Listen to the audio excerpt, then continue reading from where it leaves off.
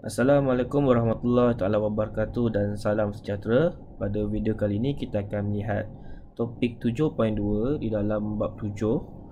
Bagi matematik dekatan 3 iaitu pelan dan donghakan. Jadi apakah itu pelan dan donghakan? Unjuran ortogon pada satah mengufuk yang dilihat dari pandangan atas dikenali sebagai pelan. Unjuran ortogon pada satah mencancang yang dilihat dari pandangan sisi atau pandangan depan dikenali sebagai donghakan. Maka di sini terdapat tiga jenis pandangan, iaitu dari pandangan atas yang disebut sebagai pelan, pandangan sisi dan juga pandangan depan yang disebut sebagai donghakan. Jadi bagaimanakah anda melukis pelan dan donghakan suatu objek mengikut skala? Berdasarkan prisma yang diberikan, pandangan pelan adalah pandangan yang dilihat dari arah Z, iaitu pandangan atas. Dan berdasarkan objek tersebut, apa yang kita lihat adalah pandangan atas akan membentuk sebuah segi empat dan dibahagikan kepada tiga pecahan, di mana pandangan HGPI, pandangan EF, NO dan juga pandangan DC, LM boleh dilihat seperti satu segi empat tepat yang dipecahkan kepada tiga bahagian seperti yang dilukis, dan semua sisi tersebut dilukis dengan garis padu kerana semua permukaan tersebut dapat dilihat dari pandangan atas. Seterusnya kita lihat kepada pandangan depan ataupun donghakan depan, iaitu pandangan sebagaimana yang dilihat dari arah X. Jadi ini merupakan pandangan depan. Bucu dilabelkan dengan betul. Sama juga semua sisi dilukis dengan garis padu kerana permukaan tersebut dapat dilihat dari pandangan mata sebagaimana dilihat dari arah X. Jadi itu adalah bagi donghakan depan. Dan manakala donghakan sisi sebagaimana dilihat dari arah Y, kita hanya lihat permukaan CB KL sahaja. Didapati bahawa permukaan FG OP adalah terselindung di balik permukaan BKLC. Dan disebabkan itu, permukaan yang terselindung itu dilukis dengan garis sempang atau garis putus-putus. Jadi pada donghakan sisi sebagaimana dilihat dari arah Y, garis GP, HI, EN dan FO dilukis dengan garis sempang kerana sisi tersebut terlindung dari pandangan mata sebagaimana dilihat dari arah Y. Lukisan pelan, donghakan depan dan donghakan sisi suatu objek boleh dilukis secara gabungan pada sehelai kertas yang dibahagikan kepada empat sukuan. Berikut adalah dua kaedah yang lazim digunakan. Pertama, sukuan mengikut arah lawan jam. Sukuan yang pertama, sukuan yang kedua, sukuan yang ketiga, sukuan yang keempat. Begitu jugalah pada kaedah 2, 1, 2, 3, 4. Kaedah 1 biasanya digunakan apabila pandangan sisi adalah dari kanan ke kiri. Sekiranya pandangan dari kanan ke kiri, sukuan pertama merupakan donghakan depan, sukuan kedua merupakan donghakan sisi, sukuan yang ketiga merupakan 45 darjah, manakala sukuan yang keempat merupakan pandangan pelan. Manakala kaedah 2 biasanya digunakan sekiranya donghakan sisi adalah dari kiri ke kanan. Di mana sukuan pertama dilukis donghakan sisi, sukuan kedua dilukis donghakan depan, sukuan yang ketiga dilukis pandangan pelan, dan manakala sukuan yang keempat dilukis garis 45 darjah. Contoh 7 menunjukkan suatu objek yang dilihat dari pandangan X dan juga pandangan Y, di mana pandangan Y itu adalah donghakan sisi yang dilihat dari arah kanan ke kiri. maka kaedah yang sesuai digunakan adalah kaedah 1 kerana pandangan sisi adalah dari kanan ke kiri, di mana pada sukuan yang pertama, lukisan yang diukir adalah dongakan depan, pada sukuan yang kedua melibatkan dongakan sisi, sukuan yang ketiga melibatkan 45 darjah dan sukuan yang keempat melibatkan pandangan pelan.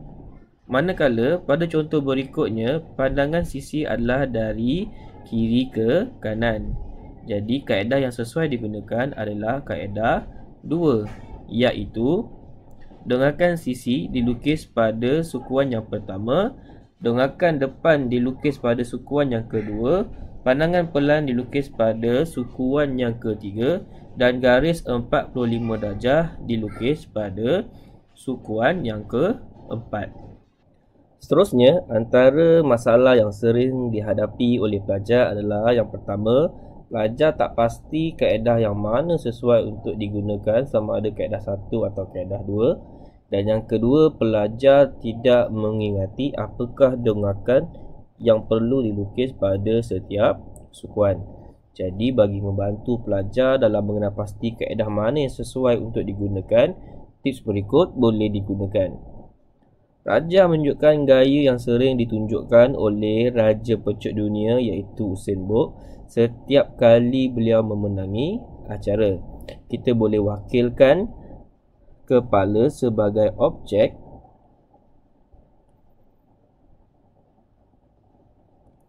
dan tangan pula mewakili arah pandangan sisi, sama ada daripada kanan ke kiri ataupun kiri ke kanan.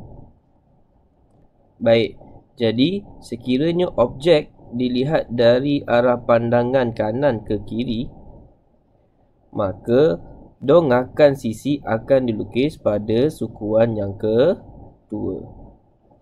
Okay, di mana tangan yang diluruskan itu adalah mewakili dongakan sisi. Okay, dan sekiranya tangan yang diluruskan itu dibawa turun ke bawah yang berwarna kuning, okay, garisan tersebut adalah garisan yang akan kita lukis sebagai garisan 45 darjah.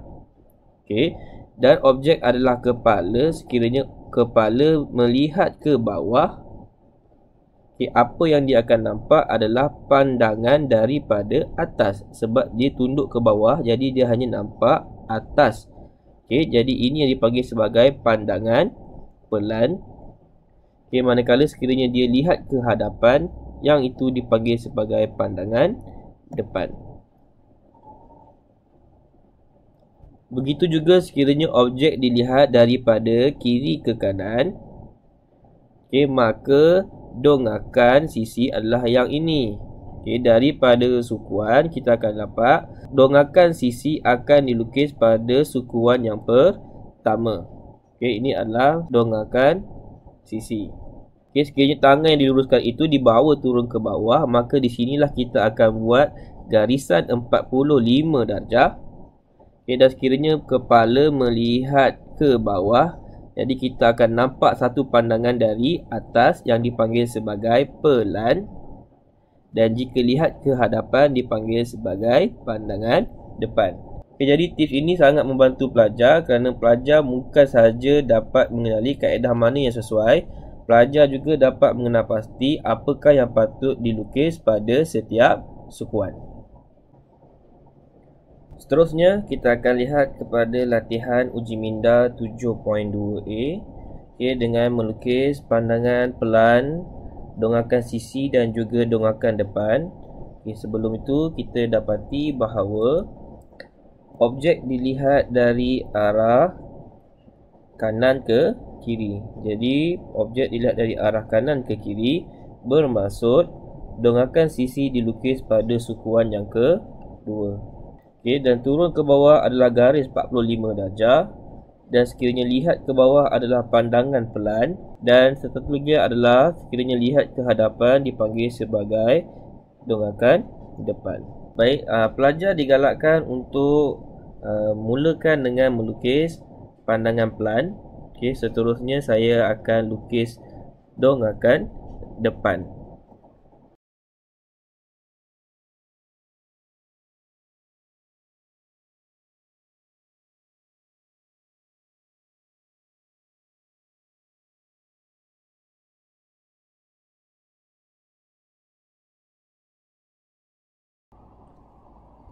Okey, jadi pandangan depan telah siap dilukis beserta dengan label pada setiap bucu. So seterusnya saya akan lukis dongakan sisi. Jadi jika anda perasan, setiap lukisan saya akan buat dia punya garisan halus supaya membantu di manakah kedudukan setiap bucu itu berada. Okey, saya akan teruskan dengan dongakan sisi.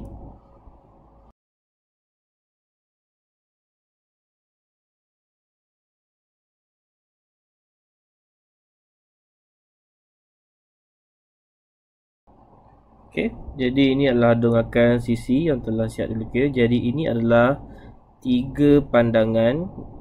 Okay, dan tiga-tiga lukisan iaitu dongakan sisi, dongakan depan dan juga pelai yang telah siap dilukis.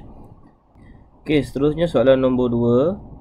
Okey, prisma tersebut telah diberikan dengan pandangan X dan juga Y dan juga digunakan untuk melukis pandangan pelan. Jadi di sini pandangan pelan telah siap dilukis. Untuk pandangan dari arah Y merupakan dongakan sisi dari arah kanan ke kiri. Bermaksud dongakan sisi dilukis pada sukuan yang kedua. Jadi ini adalah dongakan sisi.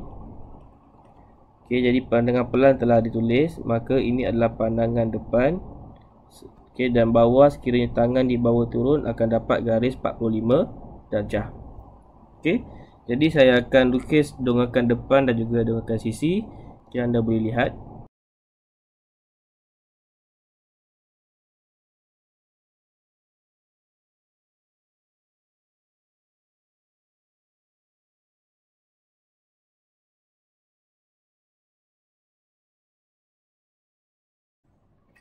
Okey, selesai dongakan depan. Kali ini kita lukis dongakan sisi pula.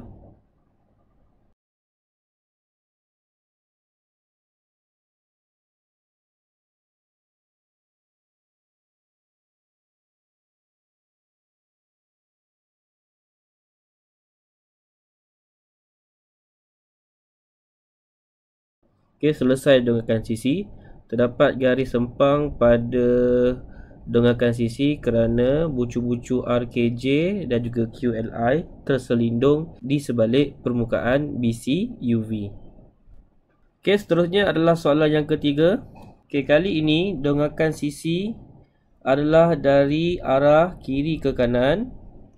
Maka dongakan sisi kita akan lukis pada sukuan yang pertama. Okey, manakala dongakan depan akan dilukis pada sukuan yang kedua. Okey, dan lihat ke bawah, pandangan pelan adalah pada sukuan yang ketiga.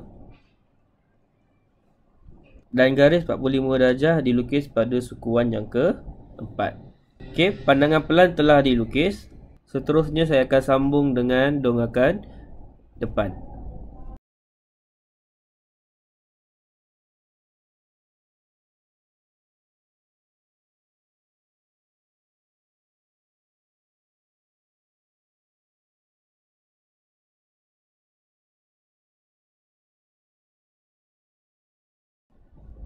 Okey, selesai dongakan depan. Seterusnya adalah dongakan sisi pula.